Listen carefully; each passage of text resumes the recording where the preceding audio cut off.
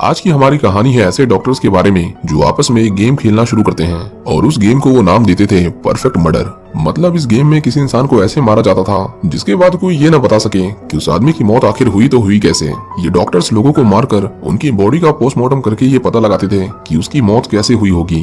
मतलब उनके ग्रुप से ही कोई किसी बेकसूर आदमी को मारता था और फिर बाकी के डॉक्टर्स का काम था उस आदमी की मौत का कारण ढूंढकर उस डॉक्टर को बताना कि उसने ये मर्डर कैसे किया होगा।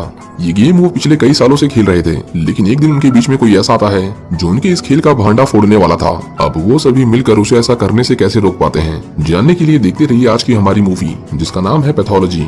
इस मूवी की स्टार्टिंग में हम टेड ग्रे को देखते हैं। वो बाय प्रोफेशन एक डॉक्टर है जिसने कुछ समय पहले ही अपनी ग्रेजुएशन पूरी की थी। हम उसे उसकी फियांसे ग्वेन के साथ देखते हैं जो उसे कहीं जाने से रोक रही थी क्योंकि टेड अपनी मेडिकल प्रैक्टिस के लिए दूसरे शहर में शिफ्ट हो रहा था। टेड एक होनहार स्टूडेंट था और उसने अपने कॉलेज में टॉप भी किया था। जब वो अपने पहले दिन हॉस्पिटल में आता है तो उसकी मुलाकात बेन नाम के एक आदमी से होती है। वो उसे पैथोलॉजी लैब में लेकर जाता है जहाँ पर बहुत सारे डॉक्टर्स थे। वो सभी डेड बॉडीज की चीड़ फाड़ कर रहे थे। इसके बाद टेड वहाँ के एक बहुत फेमस प्रोफेसर का लेक्चर अटेंड करता है। इस प्रोफेसर का नाम डॉक्टर मॉरिस है और वो टेड को बहुत पहले से जानता था। अगले दिन हम देखते हैं कि डॉक्टर मॉरिस और उसके बाकी के स्टूडेंट्स मिलकर एक छोटे बच्चे की डेड बॉडी को एग्जामिन कर रहे थे। जैक नाम का एक डॉक्टर उन्हें बताता है कि उसकी मौत किस तरह हुई होगी।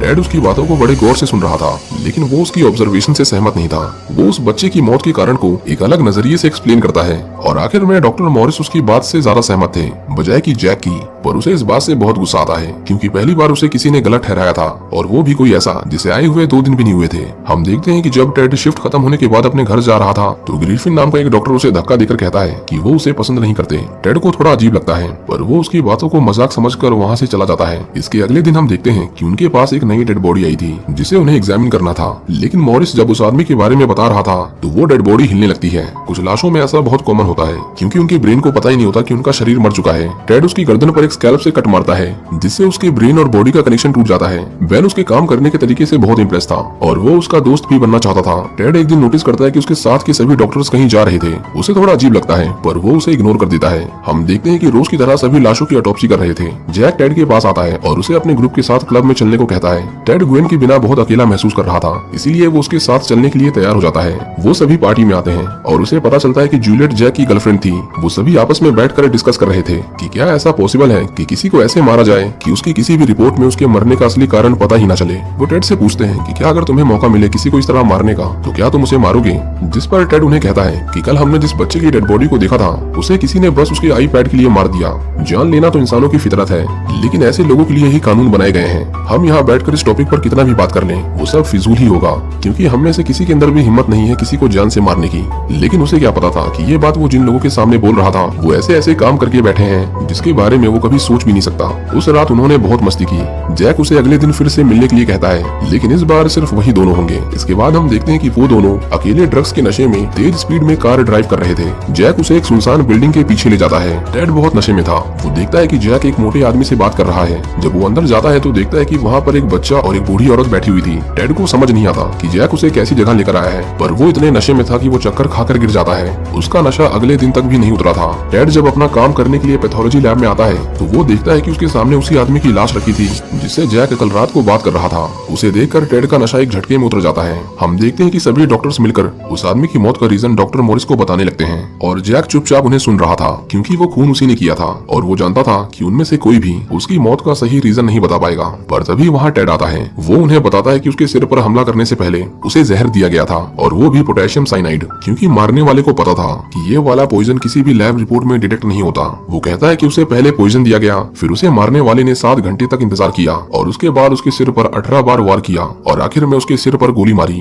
अब ये सब सुनकर जैक बहुत इंप्रेस हो गया था, लेकिन साथ ही साथ वो बहुत गुस्सा भी था। इसीलिए वो बेन के ऊपर उस आदमी का लीवर फेंक देता है। जैक ने टेड को शिफ्ट खत्म होने के बाद मिलने को कहा था। देर रात को वो उसे उस हॉस्पिटल के 100 साल पुराने बेसमेंट में लेकर जाता है जहाँ पर उस आदमी की लाश रखी हुई थी। टेड उसे कहता है कि मुझे पता है कि तुमने ही उसे मारा है। जैक उसे कहता है कि क्या फर्क पड़ता है, इस शहर में 65 लाख लोग हैं और इसके मरने से किसी को कोई फर्क नहीं पड़ने वाला और वैसे भी वो एक बुरा आदमी था। जैक उसे उसके इस गेम को ज्वाइन करने के लिए कहता है, पर टेड को लगा कि वो एक सीरियल किलर है, इसलिए वो उसकी नहीं सुनता। जैक समझ गया था कि वो उसकी बातें समझने की कोशिश नहीं कर रहा, इसलिए वो उसे वहाँ से भाग जाने के लिए कहता है। टेड जब उस बेसमेंट से बाहर आता है तो वो देखता है कि जैक अकेला नहीं था, बल्कि उसके साथ कई लोग इस गेम को खेल रहे थे। उस रात उसे नींद नहीं आती। वो यही सोच रहा था कि जैक ने उसे सब कुछ इतनी आसानी से कैसे बता दिया। क्या उसे पुलिस का कोई डर नहीं था? वो जैक को फोन करता है और उसे पता चलता है कि जैक ने उस जगह पर टेड के फिंगरप्रिंट्स और बहुत सारे एविडेंस छोड़े थे, और इसीलिए अगर वो पुलिस के पास जाता तो पुलिस सबसे पहले उसे पकड़ती, ना कि जैक को। अगले दिन डॉक्टर मॉरिस बताते हैं कि उस आदमी की बॉडी में पोटेशियम साइनाइड नहीं था, जिसका मतलब ये था कि टेड की ऑब्जर्वेशन गलत थी।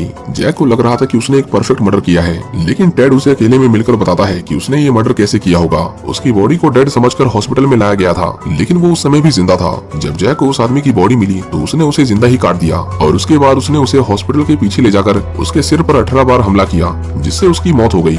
ये सब सुनकर जैक के होश उड़ गए थे, क्योंकि अभी तक कोई भी उसे इस खेल में नहीं पकड़ पाया था। हम देखते हैं कि टेड परेशान रहने लगा था, क्योंकि उसे पता चल गया था कि वो पागलों के बीच में काम कर रहा है। एक दिन जब वो अकेला बैठा था तो जूलियट उसके पास आती है और उससे पूछती है कि क्या तुम हमारे साथ इस गेम को खेलना चाहोगे। लेकिन जब वो कुछ नहीं कहता तो वो उसे उनके हॉस्पिटल में आए एक नए केस को देखने को कहती है। जब टेड वहाँ जाता है तो उसे वहाँ पर एक आदमी दिखाई देता है, जिसने अपनी वाइफ और अपने 2 बच्चों को शूट करके मार दिया था, और फिर उसने भी सुसाइड करने की कोशिश की, पर वो बच गया। टेड देखता है कि उसकी हालत बहुत खराब थी, और उसे जैक की कही एक बात याद आती है कि कुछ लोगों को जीने का कोई हक नहीं, इसलिए वो उस आदमी को पॉइजन का इंजेक्शन देकर मार देता है। ऐसा करते हुए जैक ने उसे देख लिया था। वो टेड से कहता है कि हो सकता है कि आज रात तुम्हें नींद न आए, तुम बार बार टीवी में न्यूज को देखोगे कि कहीं उसमें तुम्हारे बारे में तो नहीं बताया जा रहा, लेकिन धीरे धीरे तुम्हें एहसास होगा कि उसकी मौत से किसी को कोई फर्क नहीं पड़ता, और उस दिन तुम बिल्कुल एक अलग आदमी बन जाओगे। हम देखते हैं कि इसके बाद टेड भी उनके इस गेम का हिस्सा बन गया था। एक रात वो सभी मिलकर नशे करते हैं और एक दूसरे के साथ इंटीमेट होते हैं। टेड अपनी आंखों के सामने ये सब होते हुए देख रहा था, लेकिन अब उसे इस खेल में मजा आने लगा था। अगले दिन जब उसकी आंख खुलती है तो वो देखता है कि वो उसे बेसमेंट में ही छोड़कर चले गए थे। वो भागकर ऊपर आता है और देखता है कि सभी लोग अपना काम ऐसे कर रहे थे जैसे कि कल रात कुछ हुआ ही नहीं था। हम देखते हैं कि जूलियट टेड के साथ बहुत फ्रैंक हो रही थी, और वो उसे एक आदमी के घर पर लेकर जाती है। जूलियट उसे बताती है कि वो आदमी उसका बाप है, जिसने बचपन में उसके साथ रेप किया था। वो कहती है कि अब इस गेम में उसकी बारी है किसी को मारने की, और वो चाहती है कि वो उसमें इसकी मदद करे। टेड को लगा कि उसके साथ बहुत अत्याचार हुआ है, इसीलिए वो उसका साथ देने के लिए तैयार था। टेड उस आदमी के गले में लिक्विड नाइट्रोजन डाल देता है, जो इतना ठंडा होता है जिससे उसके फेफड़े जमकर पत्थर बन जाते हैं, और जूलियट उसे मार मार कर तोड़ देती है। और उसके बाद वो दोनों उसी की लाश के सामने इंटीमेट होते हैं। उस लाश को ऑटोप्सी के लिए हॉस्पिटल लाया जाता है, और सभी मिलकर ये पता लगाने लगते हैं कि उसे कैसे मारा गया होगा। जैक के लिए उसे पकड़ना कोई बड़ी बात नहीं थी, लेकिन उसे शक इस बात पर था कि इतने ताकतवर आदमी को जूलियट जैसी लड़की अकेले नहीं मार सकती।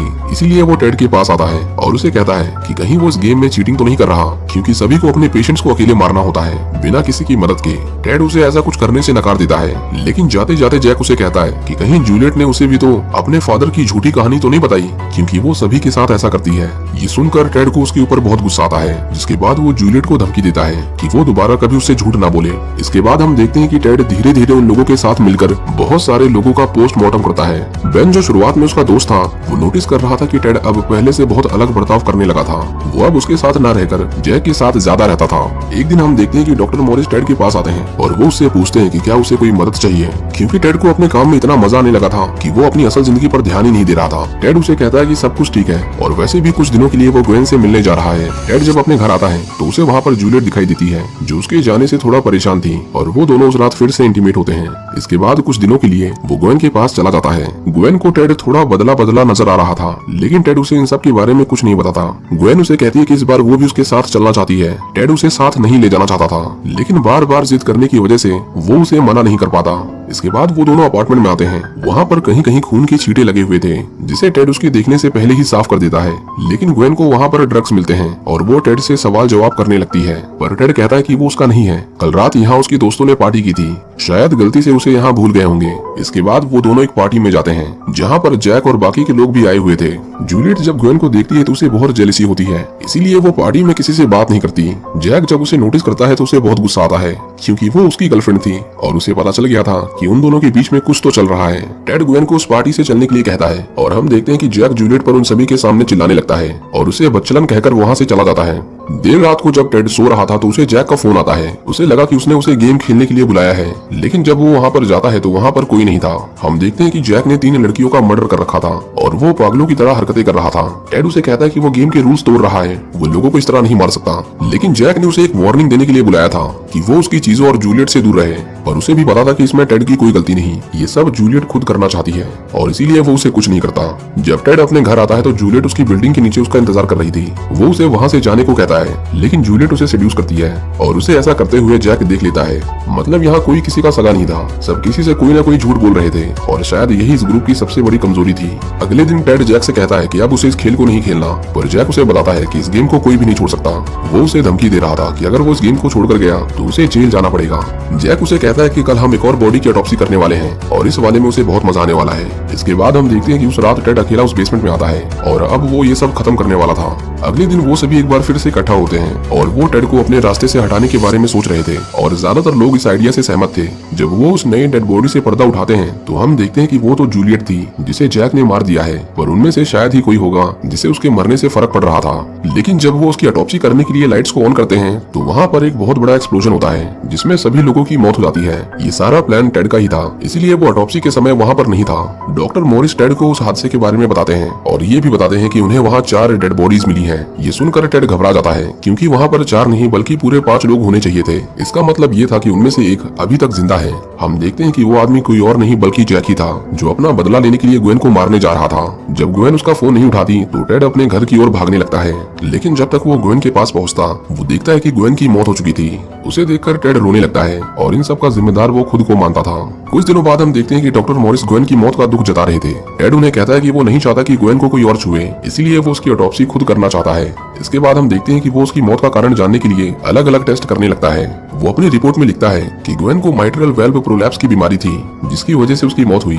एक दिन जब वो देर रात तक अकेले काम कर रहा था तो जैक उस पर हमला करके उसे बेहोश कर देता है। वो टेड से उसकी इस हालत का बदला लेने आया था। वो ग्वेन की रिपोर्ट पढ़कर हंसने लगता है और उसे कहता है कि वो इस बार जीत गया क्योंकि वो ग्वेन की मौत का सही रीजन नहीं ढूंढ पाया था। वो उसे मारने ही वाला था, पर तभी बेन उसके मुंह पर केमिकल डालकर उसे अनकॉन्शियस कर देता है क्योंकि टेड ने उसे सब कुछ बता दिया था। वो जैक से कहता है कि ये रिपोर्ट उसने जानबूझकर गलत बनाई है ताकि ग्वेन के घर वाले ये न जान सके कि उसका मर्डर हुआ है। इसके बाद वो जैक में वही केमिकल डालता है जो उसने ग्वेन को दिया था। इस केमिकल से आदमी 7 मिनट तक जिंदा रहता है। वो सब कुछ देख और समझ सकता है पर वो अपने शरीर को हिला नहीं सकता। इसके बाद टेड उसकी बॉडी को वाइवसेक्ट करने लगता है, यानी जिंदा ही उसे काटने लगता है और इस तरह उसने सभी को मारकर ग्वेन की मौत का बदला लिया था। इसी के साथ ये कहानी यहीं खत्म हो जाती है। उम्मीद करता हूँ कि आपको ये मूवी पसंद आई होगी। इस मूवी को देखने के बाद आपको लग रहा होगा कि ऐसा कैसे हो सकता है कि कोई इतने सारे लोगों को मारे और किसी को भी इसके बारे में पता तक न चले, लेकिन इस दुनिया में कुछ भी हो सकता है।